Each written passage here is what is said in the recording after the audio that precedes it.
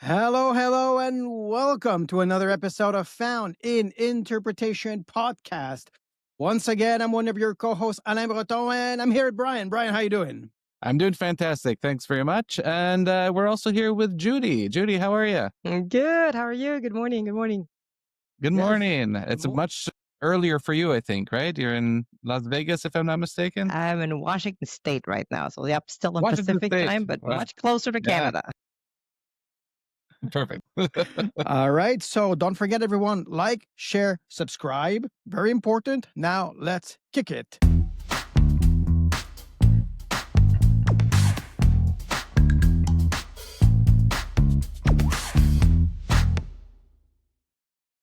All right. So we're here with Judy, and Judy runs Twin Translations, a boutique translation and interpreting business with her twin sister, Dagmar. Is that right? That's correct. You got it. Okay. So how do I know which one I'm talking to? Well, it says Judy on the screen, so that's an easy giveaway. Well, oh yeah, right. You wrote it, but But for some people, it's hard. Some people cannot tell us apart. Others know exactly who we are. do you go into assignments and you dress the same? You know, we share the booth quite a bit, which I love. She's obviously my favorite booth partner. We don't dress the same. Sometimes we'll wear like a similar top, or sometimes, yeah, we don't. I think after a certain age, it's cute, but not as cute as it used to be when we're like 10. Well, I guess everything is cuter when we're 10. Aren't you right about that? Yeah. So I guess you guys don't finish each other's sentences. You finish each other's interpretation. Actually, she is the ideal booth partner. We just have so much life experience, so much connection. And, I feel like I work really well with many of my lovely booth partners, including the one I'm working with here in Washington now. But with Daggy, I call her Daggy, it's obviously a different level. It seems sort of uncanny sometimes where we exchange terminology, we write down notes in the booth, but we don't really have to because we sort of know where we'll get stuck. It's pretty unique to have a twin. So how did you guys start in interpretation? Did one of you discovered it and then the other one join, or were both of you interested in languages? What's the background story here? Good question. We do have an origin story which dates back to our childhood in Mexico City where we grew up. And I remember just we're in the school bus going back from school before a summer vacation one year. And I think it must have been middle school. And we said, when we grow up, we're going to do something with languages, and it's going to be called Jenner and Jenner Cross Cultural Consulting. Of course, at this point, we're like 11 or 12, and we had like absolutely no idea what any of that meant. It just It was actually quite cute. kind of cute. We're very proud of it. And Sounds we very thought, professional. Yeah. we do excel at the languages and the humanities, even though we went to a mathematical technical school. But we thought, this is something we should do. And lo and behold, we did start the translation side of the business much, much earlier than the interpreting side. And my sister studied translation, I studied business, and we thought we'd need some of those skills that we can combine, and that worked super well. And at some point we thought, well, interpreting seems sort of like a magical thing that we're both interested in. So pretty much at the same time on different sides of the world, because I'm in Vegas, she's in Vienna, Austria, we decided to get some training and some credentials. And she went back and got both a master's degree and an undergrad in interpreting and translation. I also went back and got a master's degree in conference interpreting and became court certified and did a lot of exploration and a lot of discovery process on interpreting. And it seemed sort of impossible at the beginning to go from translation to adding a very different skill set. But just like my dear friend Corinne McKay, who I know has been a guest on your podcast, it's doable. Yes. And it was a cool journey. And now we do both. That's awesome. And so where is your company based out of? Because you're in Vegas, she's in Austria, you said? Exactly. She's in Vienna, Austria. So the company's called Twin Translations. She takes care of the European side of the business. I take care of the American side of the business. And on the back end, we had to split it just for tax purposes, right? So we technically have two different companies. the two different tax bases, because many, many years ago, our accountants and CPA said, what, having two subsidiaries of the same company is going to be very difficult for tax purposes. So for accounting purposes, it's two separate companies, but the public facing company is Twin Translations, to make sure everybody remembers the twins. Yeah. So you had to, so it's two companies, just, Right, of course, it's just for tax purposes, right. but it would have been too complicated to have like one company and two different branches. That's what our CPA said. This is not my area of expertise. So they said it's just much easier for, I mean, there's some tax treaties, of course, between Austria and the US, but they said make it easier on yourselves. It's going to save you a lot of time and headache if you split it. And we've talked about that a lot in interpreter circles, where friends and colleagues have businesses with others in different countries. And it's a lot more difficult than it seems. Transnational tax law apparently is a complicated issue. Not that I know much about it, but I think there was good advice from our CPAs back then. And how much travel are you doing for conferences? It depends. And sometimes I'd say more than I'd like, and sometimes not enough. But it's like that always in every profession, right? You're like, I'm traveling too much. I'm not traveling enough. So right now I'm an assignment in Washington, and I'm going straight from here to another assignment in Oregon, but that's for court. So it's a mix between court and conference.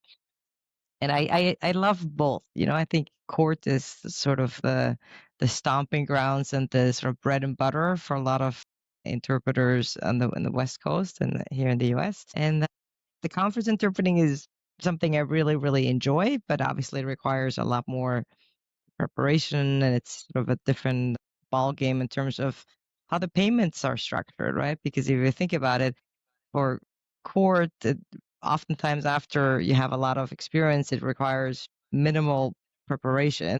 Profit margins are actually quite a bit higher. So I'm very picky with some of the conference work that I take, because I want to make sure that at the end of the day, what I'm netting and what I'm averaging is comparable to other assignments. Because this certainly is more glamorous than in court, but ultimately I'm running a business and I want to make sure that I'm getting the net that I want. And you have to just divide it differently if you look at how much time you're spending on conference prep. Well, I'm a bit surprised that, if I understand you correctly, you're saying that even for court, you can go from state to state? Because I imagine court interpretation, which I don't do, I imagine it to be very local. So for instance, so there's a courthouse here in Quebec City where I am. I thought I would get to, let's say, if I wanted to, I could just work there rather than be sent in Montreal or other cities nearby.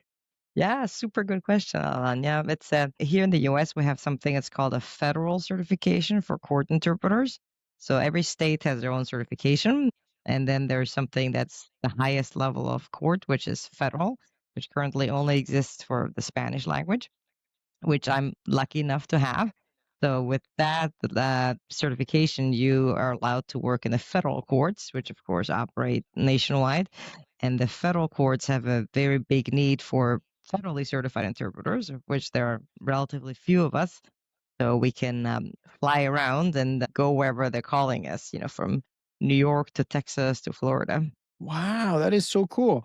And when you guess that your rates are higher when you're federally certified, There, and the yeah. cases you work with are not like regular cases, they must be a bit more technical or something like that, or it is just about the certification? It's just a different jurisdictional issue, right? The federal government has jurisdiction over certain cases that the state courts do not. And I'm not a lawyer, I'm just married to one, but at the federal level, you'll see more cases that have to do with trans-state issues. For example, drug smuggling, kidnapping. A lot of the big drug cases can be indicted in both state and federal courts. The American legal system is complicated, but usually the feds will indict cases that they want to take to sort of a higher, bigger stage, so to say. We don't have those petty cases that you see at the state level, which is like jaywalking and traffic tickets. Although we do have some traffic tickets inside of national parks. So the national parks belong Right. to the federal government. So if the Germans Sorry, sometimes the Germans come here in the summer to Yellowstone and they're speeding and they get a speeding ticket inside a national park. You're going to federal court. Just a friendly Oh my God. reminder to everybody. You don't want to mess around in the national parks. Wow. But yeah, mostly it's higher profile, bigger drug cases, but not always. So we'll never see you on like Judge Judy or something like that. No, although I like their name. Oh, well, yes. Judge Judy and Interpreter Judy. Combining both worlds. There you go. That's right. So when you're crossing a national, so just to make sure, when you're crossing a national park in the U.S., you're in federal land. That's If I right. can say it that way. And if you get arrested, I mean, if you speed, you're speeding or Even just a something, ticket, yeah. then it's not a federal ticket, right? It's a state ticket, or No, it's federal. You're gonna be seeing me in federal court. Well, not you personally, but yes. Oh, that's for a translator. Oh, that's for an interpreter. I'm sorry. I want my I want the- interpreter. I want the best Je vais parler en Spanish français. interpreter. I wouldn't No, have hire to. her for French. That's right. You don't want me for French. You'll be in big trouble. Yes. So yeah, it sounds weird. A lot of people don't know that's federal land, so it all goes directly to federal court. So, for example, if you're on Lake Mead outside of Vegas, which is where all the water comes from, by the way, for millions and millions of people, we just rented a party boat there a couple of weeks ago. It's an incredible amount of fun. If you got caught speeding with this boat or drinking with this boat, you are going to be going to federal court. Huh.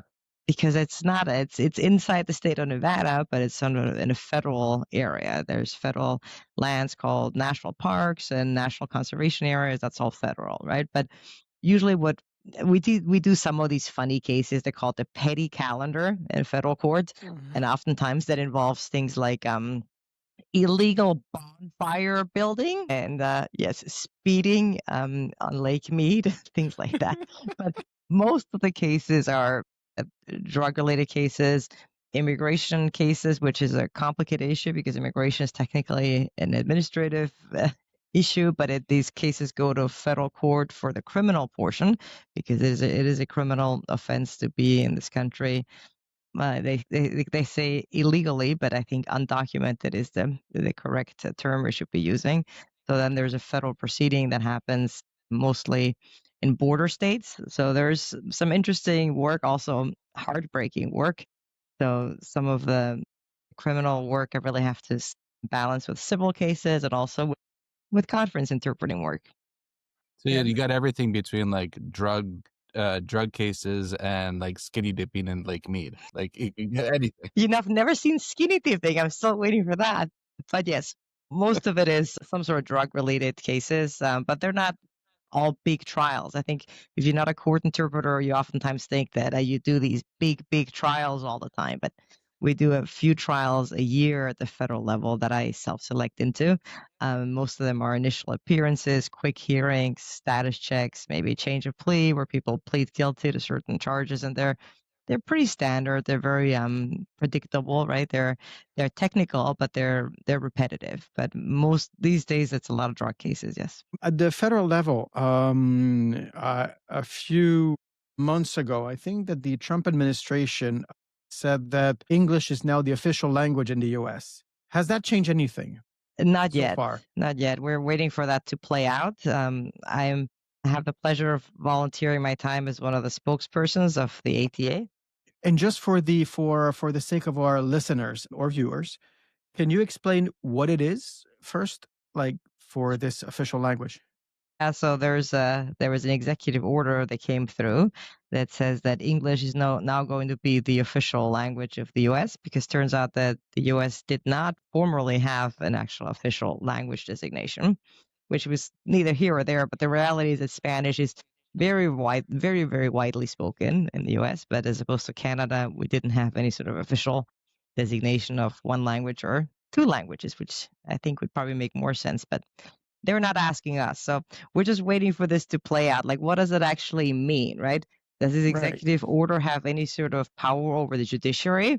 And Or is it just show? Yeah, as a non-lawyer, I would say, no, that's a different branch of government, right? But can it affect sort of things that the executive branch does, like deciding to have the website for the White House only in English as opposed to Spanish? I suppose so, right? But we're living in very difficult times here in the US, and language access, I suppose, will be affected one way or another. I hope not. I really don't see how the executive order can affect the judiciary. So I think the courts are safe, I would say, without having a crystal ball. So, okay, just so I put it in order in my mind. So there's the federal government and there's the executive branch, but the judiciary is another branch. So although it's a federal court and a federal offense, is not the executive level that can change what happens in the judiciary. As far as I understand it, this has never really been litigated before. It hasn't really come up, but technically that's we're supposed to have checks and balances, right? Different branches of government mean that we have certain division that we can't all just throw it in one pot. Again, I'm no expert on all these things, and I think it's all so new to everybody. But technically, the judiciary is an independent branch of government. Right? That's the whole Yeah. idea, that the courts are independent and are not under the executive branch. So it's a due process issue mostly, right? I mean, you do have, as a defendant, a due process right to participate in your own defense, and if you don't speak the language, that is, of course, a violation of your due process rights. There's going to be some litigation on this for sure. I haven't seen it affect any of our work yet, and I certainly hope that If it ever. will. I wish I had a crystal ball, and I wish the answer to that were no, but we don't know. If I live in Vegas, but I'm not a betting lady. I don't gamble. um, let's just hope for the best, And I've been asked in my function as a spokesperson for the ATA, for the American Translators Association, where this is going, and I wish I had an answer, but it certainly is unprecedented to hear something like that, because whether we like it or not, the U.S. is a highly, highly multilingual country, and there's tens of millions of people who speak a language other than English as their first language. And should those folks have access to services, to the judiciary, to government, to medical services? You know what my answer is on both a human level and an interpreter level. Absolutely, they should. They're not asking us, but we certainly are going to keep on pushing back on the organizational level, ATA, NAJIT, which is the National Association of Judiciary Interpreters and Translators, and also on the personal level, right? These services are important. Absolutely. And I'm just wondering, for the ATA, you said that you're a spokesperson. Does that mean that you have to go lobby at the White House, or what does that mean? No, it doesn't mean lobbying. We do have Dr. Bill Rivers, whom I'm sure you're familiar with, does a lot of advocacy work for ATA and for other groups. So basically, I respond to the media when I'm a group of media trained translators and interpreters at the ATA who respond to media inquiries. And, oftentimes, as you know, interpreting and translation is only in the media when something really bad happens. So we also take it as sort of an educational opportunity to tell the public about interpreting, about translation. So I've done some interviews on CNN, on National Public Radio, some major newspapers. So it's Is fun. a Yeah. is ASL part of it or no? ASL unfortunately is very separate from spoken languages here in the US. They have their own associations, and I don't have Okay. much contact with ASL, which is, I think, quite unfortunate, right? But they have developed a little bit differently. They're under the Americans with Disabilities Act, so ASL is something that has to be provided without any sort of question, because it fall under ADA, Americans with Disabilities. But I wish we had a little bit more contact with ASL. Actually, at this conference last year when I was here, we had an ASL interpreter, and it was kind of nice to spend some time with somebody from sign languages. Yeah, absolutely. We I think it's kind of similar in Canada too. The sign language, American Sign Language or Quebec Sign Language, it's separate from OTAC for Quebec or ATIO for Ontario, or they have their own association as well. Now, I remember the first time I tried to hire you, I thought French was your combination. I remember that, Brian. That was funny. I'm like, yeah, sign me up. I'm like, okay, great, it's French. It's like, I don't speak French. I'm like, oh, no. Hold on. So you wanted to hire her in the United States? Yeah, for an And assignment indeed. what made you think that French actually was her first language? It was just an assumption, I think, because Corinne had introduced us, and Corinne is English French. So, um, yeah. So I thought you were English French as well. That's how these rumors get started. Yeah, I there you go. would have loved to work with you on that assignment. Sounded really interesting, but I my know. twin sister does have French in her combination, but unfortunately, that's one of the differences between the twins, and that she has French and I don't. Does So she you've got interpret in French too? She does do French to German and into the other languages, not into French, but from French. So passive. so you've got German and Spanish and English, obviously, as Right. your language combinations. Yeah, I do because I have a, relatively, I don't know how unique my background is, but we were born in Austria to Austrian and Austrian German parents. And my dad took a job in Mexico City when we were in elementary school. So we packed up and moved to Mexico City in the 80s. And, I give my mom also a lot of credit for making this happen because I don't know if you're old enough to remember this, but this is the before times, as in before the internet. And Yeah, we're the last generation to remember that. okay, Yes. good. So we're in the same boat here. It was quite an adventure, and I consider myself incredibly privileged to have had that opportunity to grow up in a different country and to go to a German school in Mexico, but to have this total Mexican immersion in a country that I feel very, very close to. And that magical world that I grew up in doesn't really exist anymore. And that Mexico is not the reality now, but it's still a place I go to back to frequently, and I remember it with much nostalgia. It was a great way to grow up, and I'm very grateful. Yeah, my grandmother was born in Silao in Mexico, and they lived in Mexico City for many years. My mom was raised there, so Oh, that's yeah, amazing. Good for you. Mexico City has a close place in my heart too. So Oh, good. yeah, It's a very special place. It's so big that you can't even process how big it is. And when I was a kid, there's of course a very small part of the city that's really your stomping grounds. There's so many parts of the city that you haven't even been to ever because it's even when I was a kid, it was in the 20 million range. And there's very little accurate data. I'm gonna go out in a limo saying, and the actual population, right? I remember I was yeah, there for the census of 1990, and I remember they're giving us information at school about how they're gonna count people, and it seems a big challenge considering that some of these outlying areas and of course more poor areas don't have addresses, and it's a challenge, right? So we know that it's one of the largest cities in the world, but I think the actual population is not exactly quite easy to nail down.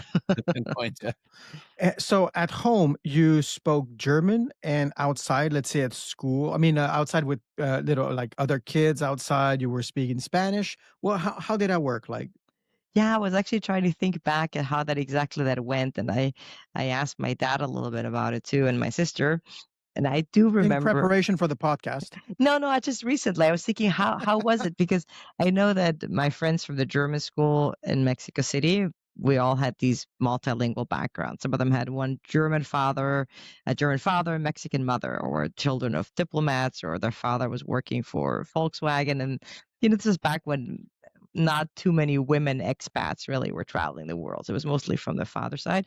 And we did have these funny mixtures of German and Spanish that we spoke in the German school. But at home, I do remember that my parents seemed pretty keen on keeping the German language alive. But just like all children of either immigrants or expats, we just thought that German was not very cool. That we were in Mexico and we adapted very quickly, and we just took to Mexico with a full heart. So what I remember very frequently is my mom would say something in German and would answer in Spanish. Oh, did she accept that, or did she say um, Think she just went with Deutsch? it. Deutsch bitte. No, I remember she just sort of went with it, but it was good advice that they sent us to the German school, which we had no interest in going to, zero. We wanted to go to the American school, which we heard was significantly easier, and turns out that's certainly true. It's true. The words are shorter. Much shorter, and we heard there was more partying there too. So that's what we heard in high school. So we thought that sounds much better. But our parents said no. At some point, we will move back to Austria, which is exactly what did happen. So they said if you want to be able to have credit for all these years of schooling, you need to attend this German school. So, which much reluctance, we attended the German school, and outside of school and home, our lives are really completely Spanish dominated. Really, we didn't hang out with too many German speakers at the tennis club and my circle of friends. There really wasn't anybody outside of school who spoke German. So German sort of took, yeah, I guess second place in my life for a long time. So I wasn't as close to the German language as I was, of course, when I was a young kid. And then you move back to Austria, and that's where, or your German got a lot better afterwards because you were using it in your daily life. Right. I mean, it was my German was fine, but it's funny how you terminology, you're just not on top of it anymore, right? When you're kind of far away from it for a long time. So yeah, we moved back, and I think it was it was junior year of high school, which isn't a good time to move. If you ever have children in your life, don't move them. And Around 15 years old? I think it Yeah, about was that. 17 or something. So it's not a not Oh. a not a good time to move to a different continent. But I was there. I was only in Austria very briefly for about a year because then I came to college here in the U.S., which is was kind of a brief transition. Then the German is a language I didn't spend as much time with as a child and as a young adult, but now as an actual older adult, I'm sort of rediscovering the pleasures of German. And actually, at this conference, I'm actually doing German, which is really nice. I'm doing English, German both. Cool. So English is your third language, I guess. Like if you were Like, to, in order of acquisition, yes. yeah. But if I do the math, I have actually lived in the US longer than I've lived anywhere else, which is Okay. kind of a scary statistic. And also when you start adding the years, turns out the number's getting much bigger than I would expect. I So know. yeah, I Every can't year. every year it turns out it's a good thing, right? So yeah, I've been here since in the US since 1995. So this is my 30th year, which seems So, crazy. yeah, but your story about languages reminds me a little bit of my own in one way. My mother always spoke Spanish to me since I'm a child because my mother's from El Salvador, but I Very grew up nice. here in Quebec City, and I went to school here in Quebec, and my family on my mother's side all live in the States, and all my cousins. I've got roughly 20 cousins in the United States, all around the New York, New Jersey, Long Island area. And so when I was a kid, if I had to go to my grandmother's place, I would speak Spanish and my grandmother, with other kids in English, with my cousins sometimes in Spanish, some others in English, and then in Quebec I would speak French. But my Spanish was sort of an everyday Spanish, and I didn't sound like I was having much of an accent or something. I was pretty fluent. But then I went to Barcelona to study conference interpretation. And because it was an exchange program with my university here in Quebec City. And when I got to Barcelona, of course it's Catalan, but I picked up the courses in Spanish. Hmm. And suddenly I was hearing some words for the first time that are pretty common. But since these are not words that I would use every day with my mother or other family members, I had to learn them. For instance, I still remember the first time I heard the word sequía, which is a drought. Try. And I was like, I've never spoken with my mom about a drought, about anything, right? So it's not a word that I would use. So suddenly in the interpretation in the conference, I hear, and they were talking about a drought. And I was like, Sakia, Sakia, what is that? Then I just typed and I saw it was a drought. So, okay, I do the interpretation. So I figured that since my Spanish was not I would say, an educated Spanish, it Hmm. was more like a colloquial Spanish with family members and everything. Although I may sound fluent, being educated in a language is very different than just learning it naturally. So, did you have that barrier with German where you had to relearn your own language in a certain way because you were not as I would say you didn't have all the terminology that a native speaker who grew up in a country would have. Super interesting. I love hearing about your story, Alan. That's super interesting. Yeah, I mean that we talk about that a lot, right? Like for what we call heritage speakers of a certain language, right? And how your vocabulary tends to be more limited because you just didn't have the formal education. I think it's a super interesting topic, right? It really shows you sort of the limits of the language that you speak in an everyday and how much more limited your vocabulary is if you didn't have formal education. So we moved to Mexico. It was still elementary school under the Mexican system, but I was either 9 or 10. So I did have a very, very solid base of German as a child. And of course, the German school felt very strongly about holding classes in both German and in Spanish. So there was no escaping the German there. But the interesting thing is, there are a few years early in my interpreting career where I felt that, of course, I speak it in a native language, but I felt like, should I really be going into German?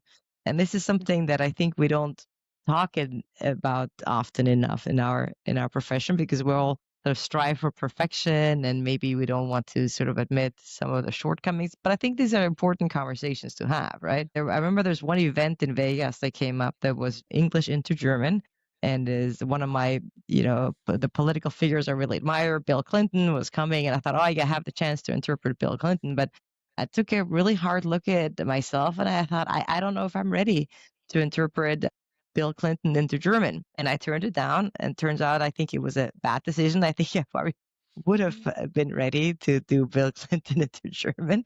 But I think it's always good to err on the side of caution. But as I've gotten older, I've also understood that, of course, I do have that capability. Is my life more English dominated now than German dominated? Of course, but I also spend at least a couple of months and a year in Vienna. And I'm sort of rediscovering some of that higher level language, right? When you're surrounded by very educated people. And also in the booth, when I have the chance to work in Europe into German, I'm always learning from the other German interpreters. I'm like, oh, this is a nice turn of phrase. Like I wouldn't have thought about it that way. And you're always adding to your vocabulary. So yeah, I didn't run into that issue of that I didn't have sort of the higher level German because I did have formal education in middle school, elementary school, high school in German. Even I didn't like it. But even I had 8 years of chemistry in German, right? So I had some, which actually Oh, really helped me yesterday here at this conference where I was interpreting in a laboratory for a distillation process. And my interpreting partner is wow. like, can you do this part because of your German chemistry background? I said, yeah, I got you. Oh, that's pretty incredible. That's It's been awesome. fun. It's Now, been fun.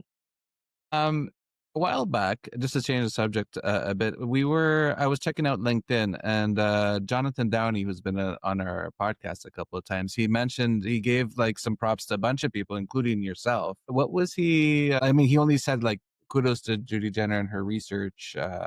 Like, could you expand on what he was talking about?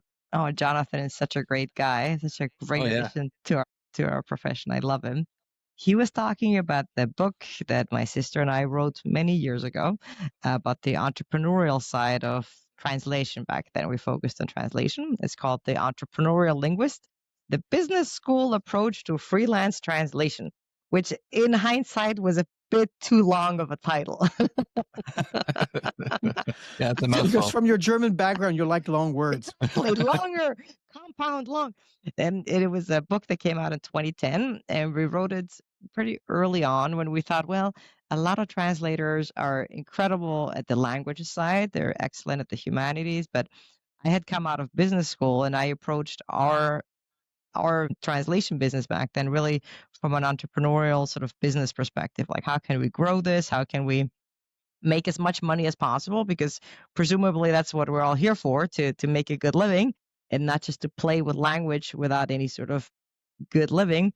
So we wrote this book just really as a call to action for our colleagues to say, hey, look, we gotta stop it with this poverty cult and stop it that, oh, I don't like to talk about money and money's uncomfortable. Yeah, I hear you. Is No, it? but I read another book. I forget what the title was, but yeah, it gave the same example with a plumber. Like you can be the best plumber in the world, but if you don't know anything about business, once you go and try to start your own company, you may fail and do worse than actually just doing the plumbing.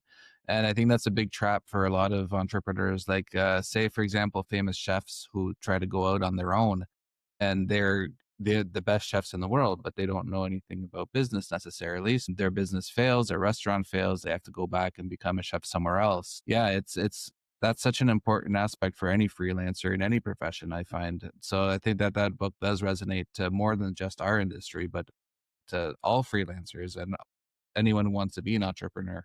Absolutely, because working for yourself sounds really great until you really get into the weeds and figure out that now you're responsible for everything and you need to charge accordingly. And I think we've theorized about this for 20 years because we've been speaking at conferences about entrepreneurship and about how to run your own business for many, many years. But the issues really haven't changed. We're a female dominated industry. And without getting into too many stereotypes, it's funny, I'm talking to two males here. That is funny. But, amazing interpreters, but not representative of the overall sort of a gender breakdown. So I think as women, we're just generally not as good at negotiating. We're not as good as standing up and asking for what we want, and that I think has really sort of trickled down to what I've oftentimes called the poverty cult, right? That you're like, oh, I don't want to ask for this. I don't think I'm worth it. And there are a lot of imposter syndrome, a lot of insecurity, which, we all have, right? But you have to ask for what you want and you have to run this business in a way that you can make a profit because otherwise it's just a waste of your time, right? Would you say that this is sort of one of the biggest challenges for entrepreneurs? Because, well, in my case, and that's interesting because actually I never thought about that point specifically. Maybe because in Canada, the market is different. We have the Official Language Act. That means that, Right. and there's a shortage of interpreters at many level, not all of them. And so we regularly get some work. But as a self-employed interpreter, I feel that the biggest challenge is to manage time and ambition. And what I mean by that is that managing time, you need to put some time aside to do your taxes, to do some of the paperwork, to do this and to do that. And sometimes we're like, well, I'm not making money then, so when am I going to do it? So that's one thing. And the other is the ambition part. For instance, I'm saying, okay, let's start a podcast with Brian. We got to take some time to do it, right? Yeah. But we got to take the time. So I got to make sure that I'm not working on that day. I got to make sure that if it's a schedule, then I have to take a few hours to edit it. What am I going to do it? Am I going to do it when a week conference? Am I going to do it over the weekend, et cetera, et cetera? So I feel, and when you're an entrepreneur, you always have hopefully you always have many ideas, many projects and many things. And you got to learn to say no. No, Mhm. in order to manage your sanity, to manage time, to manage the work-life balance and all of that. Yeah, and I don't think you're ever going to be a business owner after this week because I think I've been bitching to you all week long about how much admin work I've had. And that's become my soundboard for the whole week. I'm like, Well, I get only a few emails with Brian, and I'm like, and then I don't check my inbox for like a few hours, and then my inbox is like, and I'm like, Brian? I mean, because I get CCs sometimes a lot, and sometimes because of that, some people reply, and I'm not even in a conversation, and I'm like, how can he manage so many emails? I'm like, oh my god, does he this have a is. twin maybe? Like a twin somewhere? Oh, it's a secret. No, you're absolutely right. We have limited His name is time. Ryan Ryan, Bigfoot. Ryan. Ryan Yeah. and Brian, very creative. I Yeah. like that. Like Jenny and Jimmy or something. Yeah, I mean, we all have time limits. Of course, the only resource we have is time, right? And I think it took me a long time to convince my colleagues that non-billable hours are part of what you need to do as an entrepreneur. They say, I can't do marketing. I got to be interpreting. I'm like, well, but no professional person does only 100% of their job, right? No lawyer, no doctor. That's just not the way professional people live their lives, right? If you're working in a factory, then you're doing 100% billable hours, right? But there has to be a portion of the time that's going to be dedicated to client acquisition, to marketing, to recording amazing podcasts, and yes, to saying no to things, to saying, hey, there's an assignment that came up that turns out I'm not that interested in. It's not the fee schedule that I want. I'm going to say no and go do something else, whether that is working on my admin stuff or going for a walk, hitting the gym, spending some time with my husband, reading a book, whatever. I think saying no is something we're also not very good at in our profession. And then again, I think it's also sort of a female thing. You like without generalizing too much, but I've seen that so often that people say, "Oh, I want better clients, I want higher paying clients, but I'm sort of stuck with this one client. They give me a lot of work." I'm like, "Yeah, but you're not technically stuck with them. You choose to be stuck with them. You work for yourself, right? You can say, 'No, thank you. I'm not going to take that assignment.'" Is there a risk? Of course, there's a risk. Every time you say no to perfectly good work, even if it's maybe not the fee schedule you want and you don't have work, you have to be, you have to have some risk, some ability to handle a risk, right? To say, okay, if I don't fill this time, what's the worst that can happen, right? The worst that Hmm. can happen is that I didn't make money that day, right? And maybe I used it to do something else. But yeah, I wish I had more time, just like everybody. And I think it's important to invest also our time in what you guys are doing and helping the profession and moving it forward. I do that by volunteering my time, by having mentees, by teaching at the university, by volunteering at associations. And I think we all need more of that. So now I think my contribution to this podcast has switched to a public service announcement to invite all our lovely colleagues and your guests and listeners to give something back to this profession, right? Because we all get so much from it and we need to move it forward. And your podcast is a perfect example of how we can accomplish that. And of course, it's a lot of work, and I thank you for it. But no, you're right. Like this whole entrepreneur thing, it's so important for people in every profession. Like I read an article a couple of years ago where apparently freelancers are outnumbering employees. So there's 52% of the workforce in Canada, Wow. and it's probably similar in the States that are freelancers as opposed to being employed by a company. Does that So include Uber Eats and Uber Drive? I would assume so, because they're not employees, right? Like I could become an Uber driver and go like do like pick calls on the weekend, right? Like pick people up. You So could. Yeah. yeah, Uber's gone to great lengths to make sure those folks are not classified as employees. Indeed. yeah, Yeah, that's a fascinating statistic. I didn't know that, but I know that obviously small businesses are the backbone of any economy, really. That they drive the economy. They're very nimble. They're adaptable. They are easy to start, right? But it's hard to do it well in the long run. You have to really value your time and not give your time away for free. And I've been telling my students this for decades. Where you gotta, there's a value to your time. So if your client is like, "Hey, can you help me walk me through remote simultaneous interpreting on Zoom?" Yeah, I can help you, but there's a cost associated with it. Here's my fee schedule. It's not free. Why should it be free? You can't go to your lawyer and say, "I want a free contract." But I think we tend to be so giving with our time to clients, but we have to start billing for these things. Yeah, well, you just mentioned something that I heard early in my career from someone here and an owner of an agency here in Quebec City, and she told me that, oh yeah, I've explained to the client that they should see us as lawyers, uh, Love that. and that's how we should bill it. And I was like, "Oh, okay."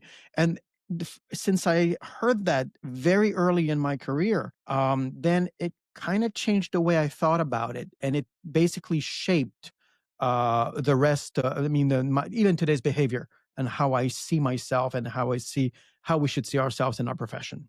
I love that. I think we need to demand that. And lawyers are good at many, many things, and billing for their time is one of them. And I think as a profession of interpreting, and even on the conference interpreting level, we haven't really done a very good job. I heard recently from a colleague that, "Oh, this client's asking me to fly to a different city, and I got a friend in that different city, so I'll just stay at her house." I said, "Why would you stay at her house? The client should pay for you to stay at the Don't hotel." tell. She's like, "No, but I'm trying to save the money." I'm like, "You shouldn't try to save the money because this is a bad precedent for the rest of the profession, right? yeah. Take the hotel room, and then if you want to stay at your friend's house, you don't want to actually be in that room, go to your friend's house, but keep the But client honest. This is an expense they need to cover."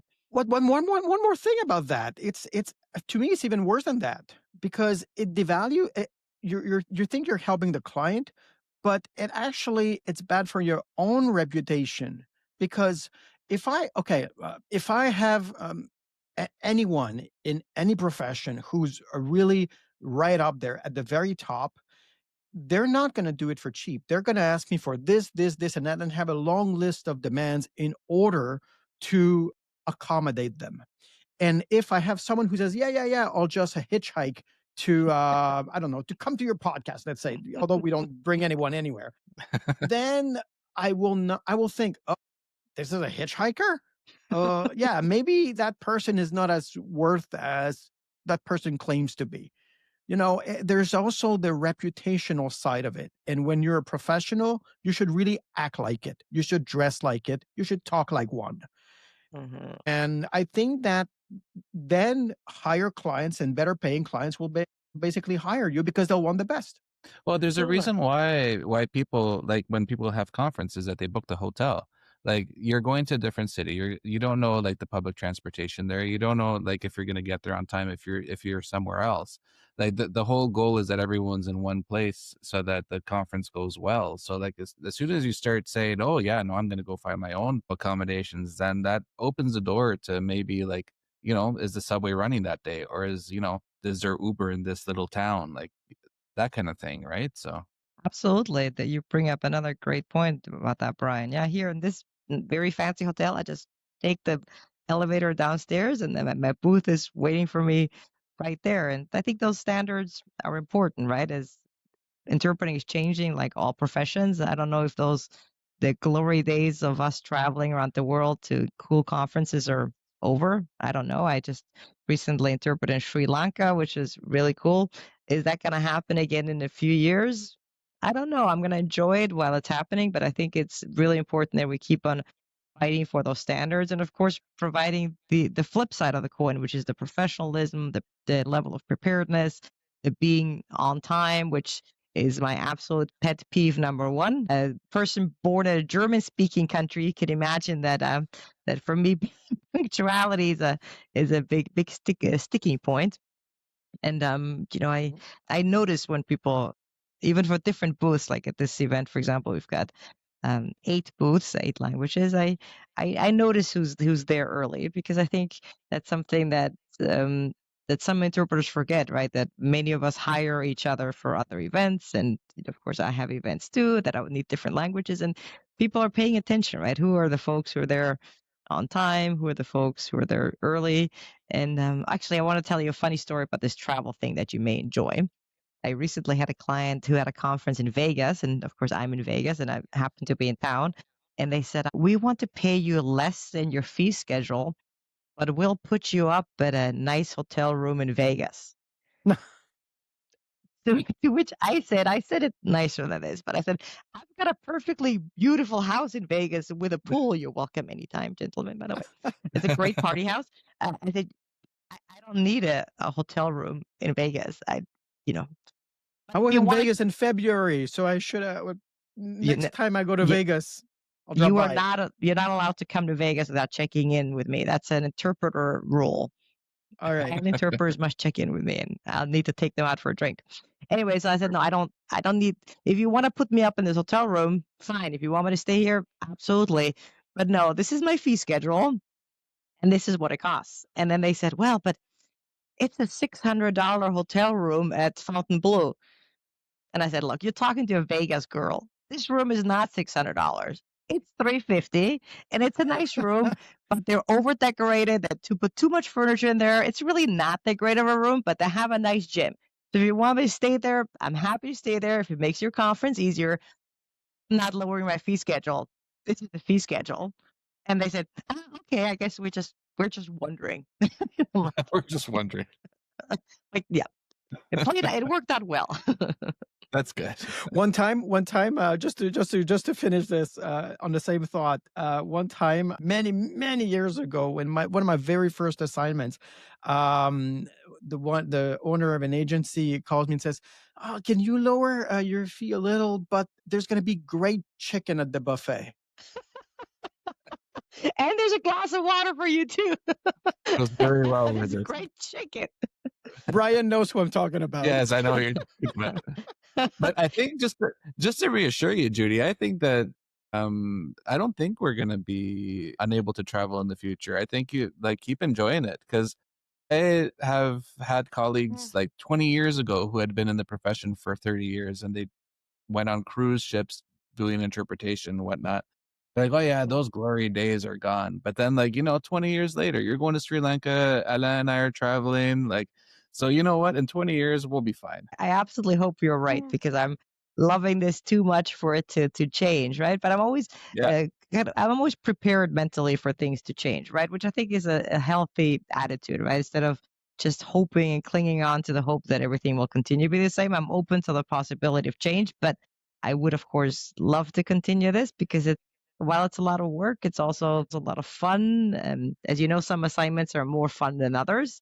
Some are Yeah. more meaningful than others, and some are really something that fills you. It just fills your heart with happiness that you're able to make this interpreting happen. And others is very corporate and very far away from the language. I do some of these big events in Vegas for Amazon Web Services and for Microsoft, and it's meaningful work, but you're not close enough to the people to really sort of feel the effect, right? So nobody's coming up to you and saying, "Hey, thank you for your great work," because there are 10,000 people in this ballroom and the booths are backstage, and it doesn't feel as direct, right? But here at smaller conferences, there are only 200-300 people here.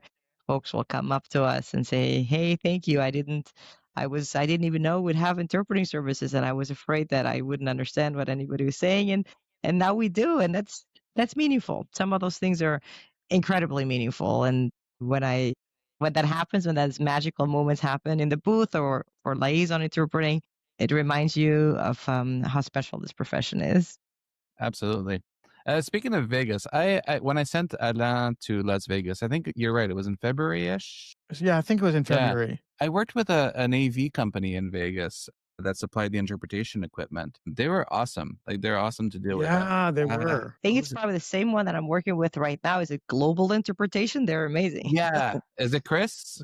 It's great. I'm here with Okay. him right now. Oh my Awesome. God, Say this is hello to Chris for us. I Yeah, will. yeah, Yeah, tell him the French Canadian guy from Quebec City, and he'll know.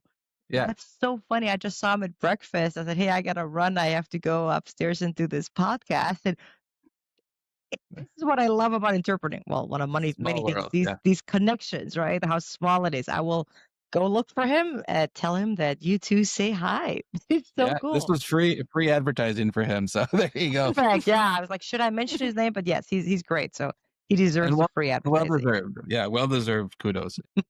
All right, so Judy, thank you so much for joining us into the podcast. It was amazing. Wow, we're almost at 1 hour, which is Yeah. actually longer, but we had some great stories. Yeah. Oh, good. I'm so happy. It's such a pleasure and an honor that you invited me, and I know how much work this is just in scheduling. And I'm sorry, my schedule has been so tough. And thank you for keeping at it and finding a slot that worked for all of us. And I'm very grateful. I love the work you do. I love the stories, and I love your style. So I'll keep on sharing and subscribing, of course, and Oh, telling other people about it. then I will not repeat everyone. I will not repeat to everyone to like, share, subscribe. I will not do that. So Okay. I've already said it, Don't, but it yeah. doesn't hurt to say it again. Awesome. Well, yeah, thank you so much, Judy. That was amazing to have you and to finally get to talk to you for like an extended period of time, not just over the phone. And I think we may have all have something in common. Did we all do the master's program? Yes, I was gonna bring that Okay. up. I'm so glad you brought yes, it up. I Glendon, wanted to ask you about the masters. Right, Glendon as yeah. well. Yeah. Yes, What year? Glendon. I graduated in 2022. Yeah. More recently than us. I gotta check. When did I graduate? My diploma's right Actually, there. I'm beginning to doubt too. Was it 23 or 22? I did it later in my career. I think it was 22. Yes, 22. Anyways, yeah, something else we have in common, but I maybe love it. we'll have to bring you back and then we'll talk about all the other things we have in common as well. Oh, I'd love it. I think that there's a lot to talk about. I'm Absolutely. happy to come back anytime. We'll do a That's what podcast from the pool in Vegas. there you go. I love that. I have two barking dogs. I'm not sure how well that will work, but they're cute. Yeah. They're invited. Perfect. All Thanks, right, guys. everyone. All right. See you next time. Take care. Thanks. Bye. Bye.